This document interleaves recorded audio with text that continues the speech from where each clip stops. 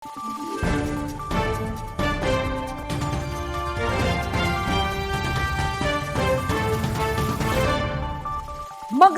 araw, Pilipinas! Ito ang Valiente News hatid sa inyo ng Office of the Vice President.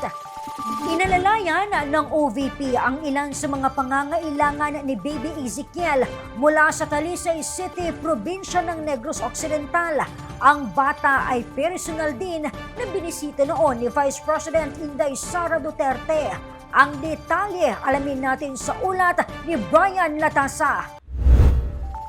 Taong 2022 sa kasagsagan ng kampanya ni Inday Sara Duterte bilang pangalawang pangulo ng bansa, nagkita sila ni Nanay Girlie sa Talisay City, Negros Occidental habang dala-dala ang isang taong gulang niyang anak na si Baby Ezekiel.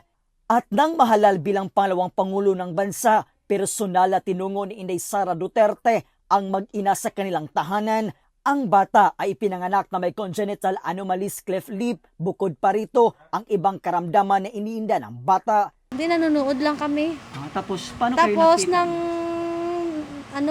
nakalakat na sila, balato na sila sa punta.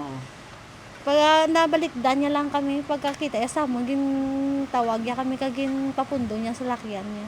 Open. Siguro mo nung nakapaatra kay ni VP, nakita niya kay Open, ang Open pa din, nakugos ko sa motor pagbalikit niya na pipe na ya kami dayon, nakita niya kami dayon. Kwento ni Nanay Girlie, nangako ang pangalawang pangulo na tutulong sa pagpapagamot kay Baby Ezekiel hanggang sa tuluyang maging maayos ang kanyang kalagayan. Mula po dito sa Bacolod City, Negros Occidental, ako po si Brian Latasa, ang lahat para sa Diyos, bayan at pamilyang Pilipino. Valiente News. Baby Ezekiel sumailalim na sa operasyon. Ang kanyang kalagayan alamin sa susunod na episode. Ako si Claudette Loreto para sa makabuluhan, naninindigan at matapang na mga ulat at impormasyon.